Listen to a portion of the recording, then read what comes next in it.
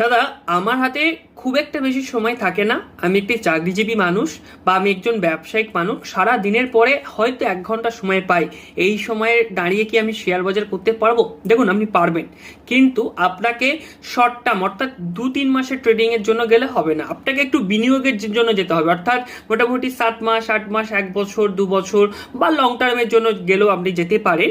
তো কেন বলছি, তার কারণ আপনি শর্ট টার্মের জন্য গেলে কি হয়, সেখানে আপনাকে অ্যানালাইসিসটা বা রিসার্চটা অনেকটা বেশি করতে হয়, প্রাইসের ফ্লাকচুয়েশনটা অনেক বেশি থাকে, ভলিটিলিটিটাকে আপনাকে মেনটেন করতে হয়। কিন্তু আপনি যদি একদম সময় না পান এবং হাতে 1 ঘন্টা পান, তাতেও কিন্তু আপনি 1 বছর বা 6 মাসের জন্য বিনিয়োগের জন্য যথেষ্ট।